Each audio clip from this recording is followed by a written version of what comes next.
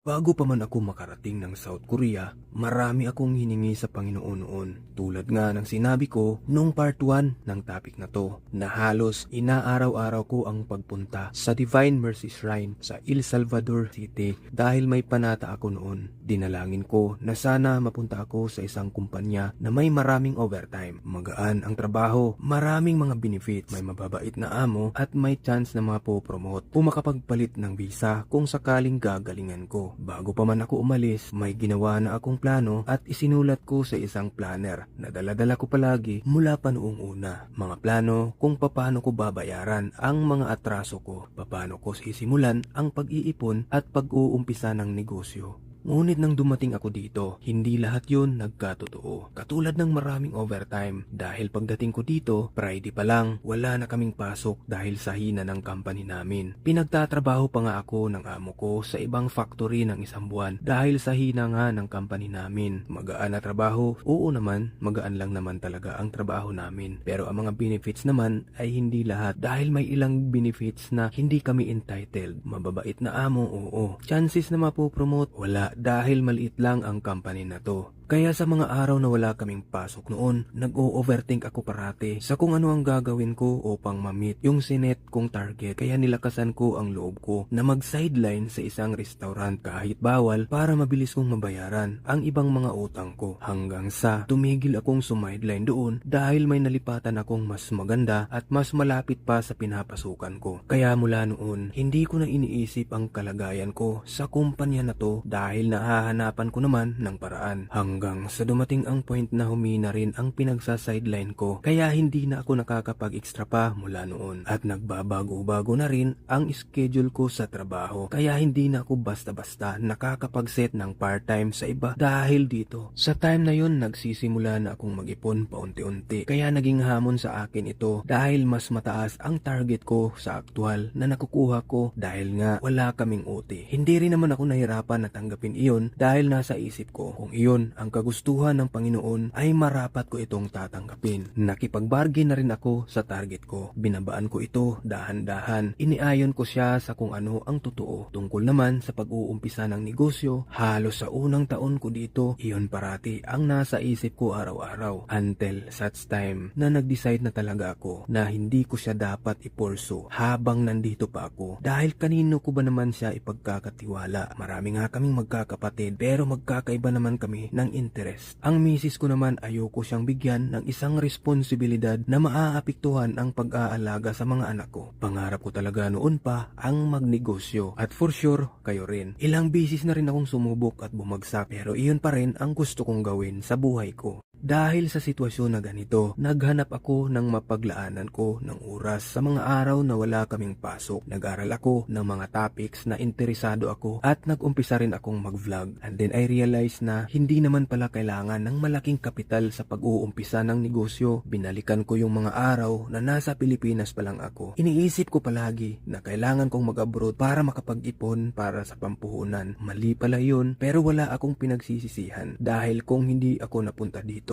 hindi ko rin ito makikita sa sarili ko. Dahil dito ko nakilala ang sarili ko sa tulong ng pagsisimba ko halos linggo-linggo, mga aral mula sa ebanghelyo, mga bagong kaibigan na nakakasalamuha, mga aral na nag-udyok sa akin upang kalimutan ang dating ako. Hindi ang pagiging mabuting tao ko, kundi ang mga kamaliang nagawa ko. Ang dating mabait, ngunit hindi naman talaga totally mabuting tao. Dito ko na-realize ang lahat ng yun, ang mga pagkakamali at pagkukulang ko sa pamilya ko, sa mga oras na nahuhumsik ako. Yun yung mga bagay na pumapasok sa isipan ko palagi. Bukod sa mga aral na mula sa mga ebanghelyo tuwing linggo, may dalawang aral na talagang tumatak sa isipan ko. Una ay galing mismo sa ating ambasadres, si Ma'am Tess Dizon Diviga. Ito yung sinabi niya, kung may kakayahan kayong magpasahod ng isang individual sa minimum wage sa Pilipinas, katumbas na po iyon sa 4 na sikmura ang mapapakain ninyo. A very simple words of wisdom na talagang nasabi ko sa sarili ko na, Lord, ito na yata ang purpose ko sa buhay ko na matagal ko nang hinahanap. Pangalawa naman ay ang sinabi ng kasama ko sa trabaho habang nagtatagal bagay kami at nagkukwentuhan. Ito ang sabi niya, kung ang ibon ay pinapakain ko, ikaw pa kaya na ginawa kong katulad ko? Isang usapang lasing na pinahahalagahan ko. Never heard of it dahil hindi naman ako nagbabasa ng Bible at nasa Bible pala ang tekstong ito. And yet, kahit may takot ako, may mga pangamba sa pagsasagawa ng mga pinaplano ko na maaaring maapektuhan ang kinabukasan ng mga anak ko. Pero haharapin ko siya ng buong puso dahil alam kong hindi ako papabayaan ng Panginoon. Tatanggapin at haharapin ko kung anuman ang mga hamon na naroroon kasama ang pamilya ko. Naalala ko ang isang ebanghelyo ni Father nung minsan nang si Kristo daw at ang kanyang mga apostol ay pumunta sa bukid upang mag-aral. At nang pabalik na sila sa ibaba para mangaral, sinabi ng isang apostol, if I remember correctly, that was Peter, sabi niya, dito na lang tayo guro. Huwag na tayong bumaba dahil magulo doon, mapapahamak lang tayo. At ang sagot ni Kristo, kailangan nating bumaba dahil nandun ang ating trabaho.